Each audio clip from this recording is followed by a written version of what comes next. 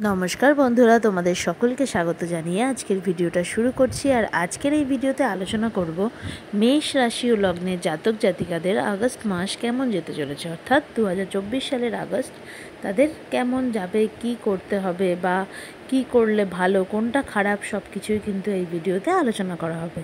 তো প্রথমেই বলবো, কেতু ও শনিদেবের অবস্থানের কারণে কিন্তু এই মাসে কর্মক্ষেত্রে একটি অস্থিরতা বা উদ্বিগ্নতা বা কাজের চাপ কিন্তু বৃদ্ধি পেতে পারে, এবং সেই কর্মক্ষেত্রে চাপ বৃদ্ধির সাথে সাথে কিন্তু মানসিক একটা চাপ বৃদ্ধিরও সম্ভাবনা রয়েছে। এছাড়াও কিন্তু যারা কোনো গৃহবধূ রয়েছে বা স্টুডেন্ট রয়েছে তাদের ক্ষেত্রেও কিন্তু একটা মানসিক অস্থিরতা দেখা দেবে, বলতে পারো চঞ্চলতাটাও কিন্তু বৃদ্ধি পাবে। এইসব মিলিয়ে কিন্তু মানসিক দিকটা বেশ খেয়াল রাখতে হবে এই মাসে, অর্থাৎ কোনোভাবেই নিজেকে ডিপ্রেশনে যেতে দেওয়া যাবে না।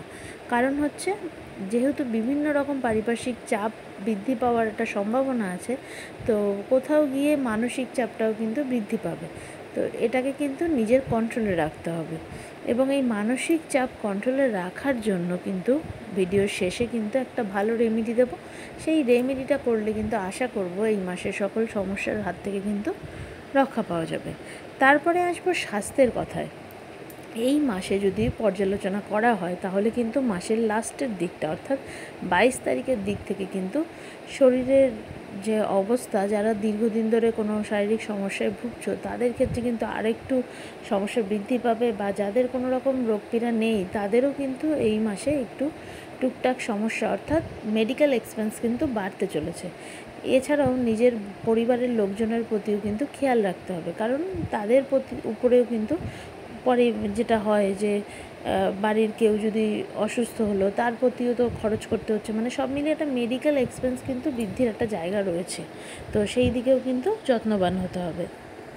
আত্মবিশ্বাস থাকা আমাদের প্রত্যেকেরই ভালো, তবে এই মাসে কিন্তু মেষ রাশি লগ্নে জাতক জাতিকাদের অত্যাধিক আত্মবিশ্বাস বা বন্ধু বান্ধবের প্রতি অত্যাধিক বিশ্বাস ইত্যাদি করলে কিন্তু চলবে না, কারণ নিজের দ্বারাও ভুল সিদ্ধান্ত নেওয়ার সম্ভাবনা থাকবে, এমনকি বন্ধু বান্ধবও কিন্তু ভুল পথে নিয়ে যেতে পারে।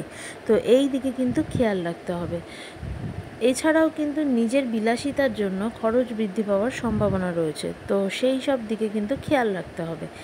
এই মাসে নতুন কোনো ব্যবসা বাণিজ্য শুরু না করাই ভালো, তবে যারা চাকরির ক্ষেত্রে রয়েছে তাদের কিন্তু প্রমোশনের সম্ভাবনা রয়েছে, এবং যারা বিদেশ যেতে চাইছো, অর্থাৎ বিদেশে গিয়ে পড়াশোনা করতে চাইছো বা কর্মক্ষেত্রে উন্নতির জন্য বিদেশে যেতে চাইছো, তারা কিন্তু এই মাসে সেই দিকের সুযোগ বেশ ভালোভাবেই পাবে।